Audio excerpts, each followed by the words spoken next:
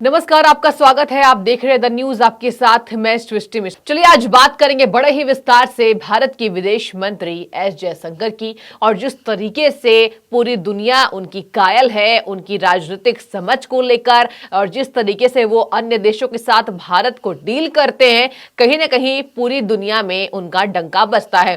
तो चलिए आपको बताते हैं कि पूरी दुनिया में तो उनका डंका बजता ही है, लेकिन भारत में कुछ विपक्ष ऐसे हैं जिसको करारा जवाब एस जयशंकर ने दिया है, और पूरी तरीके से एस जयशंकर एक बार फिर से दुनिया उनके लिए कायल हो चुकी है। आपको बता दें कि जब वैश्विक स्तर पर एस जयशंकर बोलते हैं तो सन्नाटा पसर जाता है, सभी लोग उनको चुपचाप सुनते हैं।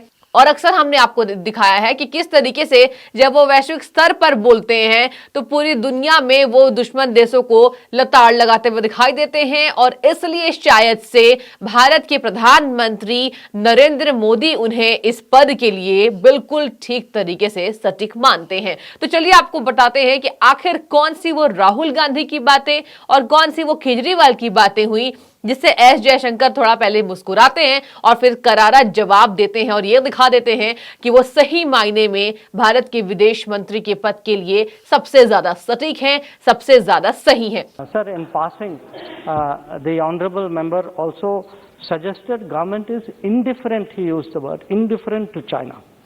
So I want to say something, sir. If we were indifferent to China, who sent the Indian army to the borders to defend us? If we were indifferent to China, why are we today pressing China on disengagement and de-escalation? Why are we saying publicly that our ties are not normal? So we have no problem if there is political differences, if there is even political criticism.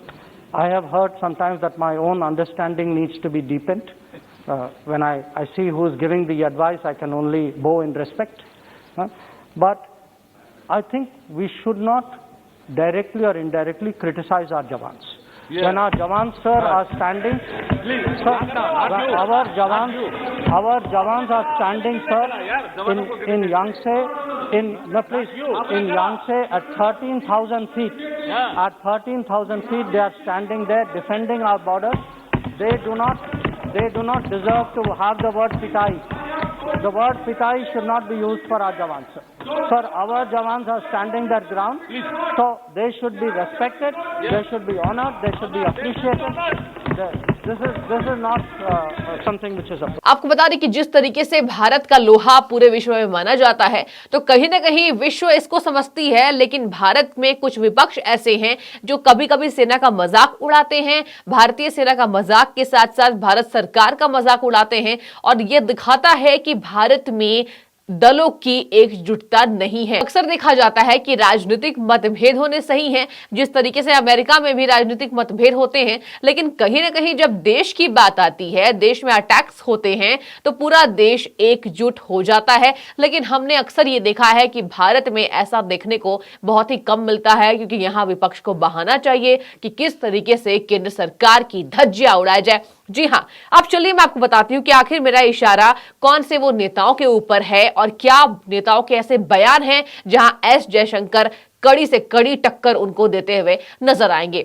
आपको बता दें कि राहुल गांधी ने अभी हाल ही में जिस तरीके से चीन ने अटैक किया था, उस पर राहुल गांधी ने सेना का मजाक बनाया था कि सेना पिटकर आई है, ऐसी कोई शब्दों का प्रयोग राहुल गांधी ने किया था। तो एस जयशंकर ने यह कहा है, कहीं ना कहीं उनका इशारा समझदार लोग समझ रहे होंगे। उन्होंने ये कहा है कि ठीक है, आपके राजनीतिक मतभेद हो सकते हैं, लेकिन आप इस स्तर पर अपने देश की सेना की मजाक कैसे बना सकते हैं। जी हां, ये सोचने वाली बात है। आप देश के सेना की निंदा करते हैं, और राहुल गांधी जी को ये बेहतर, हालांकि उन्होंने, आपको बता दूं कि उन्होंने ये नाम नहीं लिया, लेकिन जिस तरीके से राहुल गांधी के बयान थी, कहीं ना कहीं उस पर एस जयशंकर ने निशाना साधा है। और हमने देखा है कि किस तरीके से भारत के विदेश मंत्री की सराहना पूरे विश्व में होती है। और आज ये बात मैं आपको कह रही हूं कि जिस तरीके से विश्व स्तर पर भारत की पहचान बनी है, कहा जाता है कि नरेंद्र मोदी का नेतृत्व ऐसा कि किस तरीके से भारत का डंका पूरे विश्व में माना जाता है।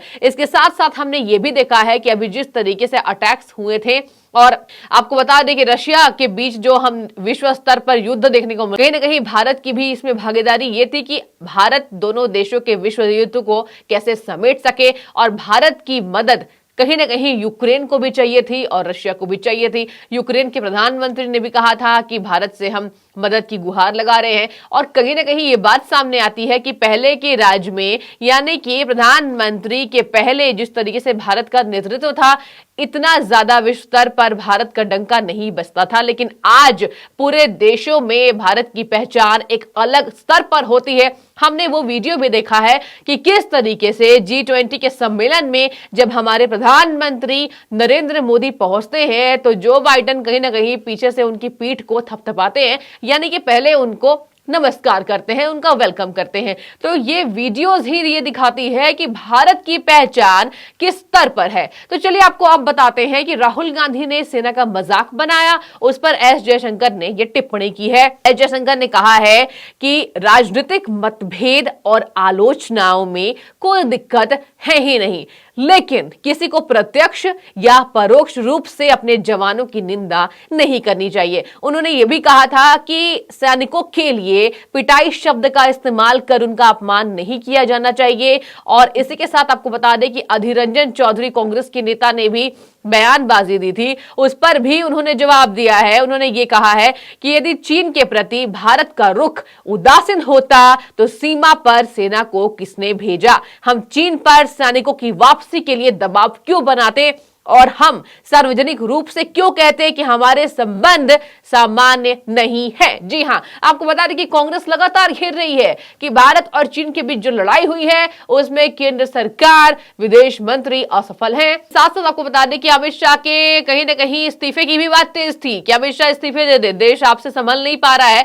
तो उसी का पलटवार आज एस जयशंकर ने अपने इंटरव्यू में कर दिया है। उन्होंने कहा है कि राजनीतिक मतभेद चलिए आप अलग रखिए, लेकिन सेना की मजाक आप कैसे बनाते हैं, सेना का मजाक उड़ाते हैं, ये आपको शोभा नहीं देता। इसके साथ ही आपको बता दें कि जब उनसे इंटरव्यू में ये पूछा जाता है कि केजरीवाल कह रहे हैं कि भारत और चीन से अभी भी व्यापार क्यों जारी है, तो एस जयशंकर आपको बता दूं कि पहले वो थोड़े मुस्कुराते हैं और फिर वो कहते हैं कि आपको सीरियस डिबेट चाहिए या फिर केजरीवाल का टॉपिक। यानी कि कहीं ना कहीं भारत के विदेश मंत्री केजरीवाल को उस तरीके से तवज्जो नहीं दे रहे हैं उनकी बातों को, क्योंकि उनकी बातें बेबुनियाद होती है। आपको बता दें कि हमने अक्सर देखा है कि बिना रुके बिना थके प्रधानमंत्री जिस तरीके से देश के लिए काम करते हैं, कहीं ना कहीं ये बात सामने आ रही है और उसका उदाहरण हम हर दिन देखते हैं कि किस तरीके से चीन जैसा दुश्मन देश आज भारत के दबाव पर पीछे हट जाता है। और हमने वीडियोस भी देखी कि सेना ने किस तरीके से मुंहतोड़ जवाब दिया।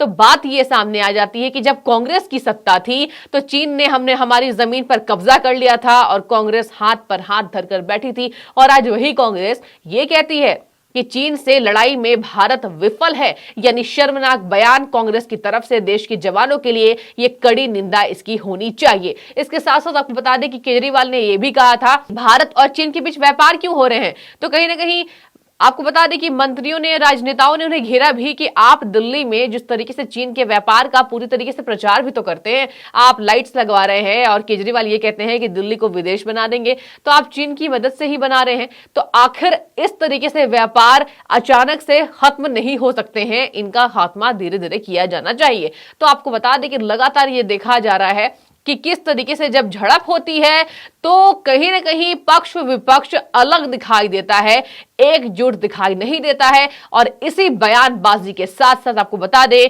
कि भारत के विदेश मंत्री ने कहा है कि राजनीतिक मतभेद अलग रखिए लेकिन मनभेद नहीं, और इसके साथ साथ देश की सेवा की जब बात आए तो पक्ष या विपक्ष एकजुट होता दिखाई देना चाहिए। तो खैर यही सब बातें, और जिस तरीके से केजरीवाल ने भी कहा, आपको बता दें कि राहुल गांधी ने सेना का और मजाक बनाया। उन्होंने ये भी कहा है, सेना का मजाक भी उड़ाते हैं और ये भी कहा है कि हिंदी को, राजनेता कहते हैं कि हिंदी जरूरी है बहुत ज्यादा, लेकिन मैं कहता हूं कि राजनेताओं के बच्चे जो स्कूल में पढ़ते हैं, एक बार फिर से उन्होंने हिंदी भाषा का अपमान किया है। देश की सेना का अपमान के साथ साथ राहुल गांधी ने हिंदी भाषा का भी अपमान किया है।